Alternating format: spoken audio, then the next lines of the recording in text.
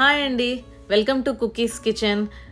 చాలాసార్లు మనం ఆరోగ్యంగా వండాలి, మన ఫ్యామిలీని చాలా ఆరోగ్యకరంగా చూసుకోవాలి అని అనుకుంటాము.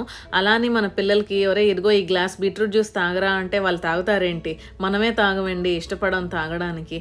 అలాంటిది వాళ్ళు తాగలేదు అని చెప్పి వదిలేస్తామా?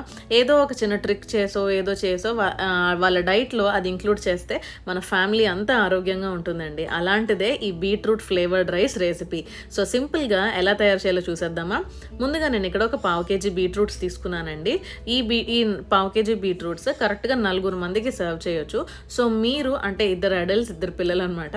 సో మీరు ఆ క్వాంటిటీని బట్టి మీరు బీట్రూట్స్ తీసుకోండి. బాగా వాష్ చేసుకొని తొక్కలు తీసుకున్న తర్వాత ఇలా ముక్కలు కోసుకోవాలి. చిన్నవి అక్కర్లేదు, అలాగని పెద్ద కాదండి, ఈ సైజ్ సరిపోతాయి. ఈ ముక్కలన్నీ మిక్సీ గిన్నెలో వేసుకొని ఎక్కువ నీళ్ళు కాదు తక్కువ నీళ్ళు కాదు, మనకి పీసెస్ నలిగే అంతలాగా నీళ్లు వేసుకొని మనం మిక్సీ పట్టుకోవాలన్నమాట.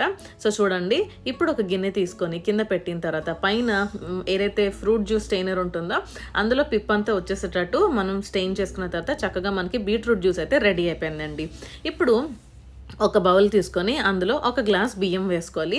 మీకు నచ్చిన బియ్యం వేసుకోవచ్చు. నేను ఇక్కడ బాస్మతి రైస్ వేసుకున్నాను. ఒకసారి కడిగి పక్కన రెడీగా పెట్టుకోవాలన్నమాట.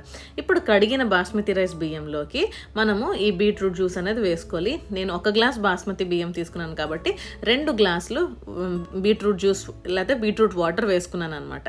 సో మీరు దాన్ని బట్టి క్యాలిక్యులేట్ చేసుకొని వేసుకోవచ్చు. సో ఈ బీట్రూట్స్ మామూలుగా తినమంటే తినలేం కదండి, కానీ ఇలాగ రైస్ చేసినట్టయితే అదిరిపోతుంది అనమాట టేస్ట్. బీట్రూట్స్లోని ఎక్కువగా మనకి మ్యాంగనీస్, విటమిన్స్ ఏవైతే ఉంటాయి, vitamin C, vitamin A, potassium, folate ఇవన్నీ ఎక్కువగా ఉంటాయండి. దాని మూలాన చాలా ఆరోగ్యకరంగా కూడా ఉంటుంది.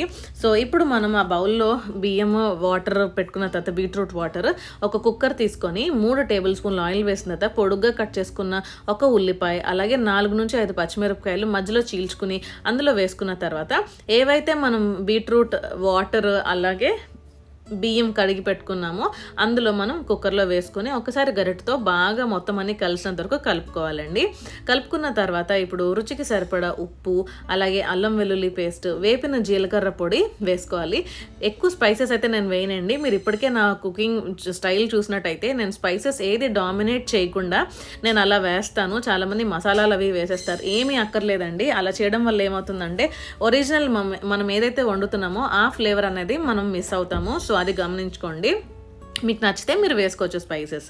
సో ఇలాగా వేపిన జీలకర్ర పొడి అలాగే ధనియాల పొడి వేసుకుని బాగా ఉప్పు కలిసినంత వరకు కలుపుకొని 2 విజిల్లు వచ్చిన తర్వాత ఒక 2 నిమిషాలు ఆగి తీస్తే మన వేడి బీట్రూట్ రైస్ అయితే రెడీ అయిపోయిందండి. చక్కగా రైతాతో సర్వ్ చేయొచ్చండి వేడి బీట్రూట్ రైస్ని. పిల్లలకైతే బాయిల్డ్ ఎగ్స్ ఇవ్వచ్చు, లేకపోతే మీకు ఓపికంటే పొటాటో కుర్మాతో ట్రై చేస్తే అదిరిపోయే టేస్ట్ ఉంటుందండి. సో ఈ బీట్రూట్ మనం మన డైట్లో ఇంక్లూడ్ చేయడం వల్ల ఎటువంటి హార్ట్ డిసీజెస్ రావు, అలాగే మన ఇమ్యూనిటీ పవర్ పెరుగుతుంది. అలాగే బాడీలో ఏమైనా సెల్స్ డ్యామేజ్ అయినట్టయితే అవి డ్యామేజ్ అవ్వకుండా ఇవి ప్రొటెక్ట్ చేస్తుంది అనమాట. ఎక్కువ స్టామినా కూడా ఉంటుంది. అందుకే ఎక్కువ అథ్లీట్స్ అయితే బీట్రూట్ జ్యూస్ ఎక్కువ తాగుతారు, ఎందుకంటే వాళ్ళ స్టామినా ఎక్కువ పెరగడానికి.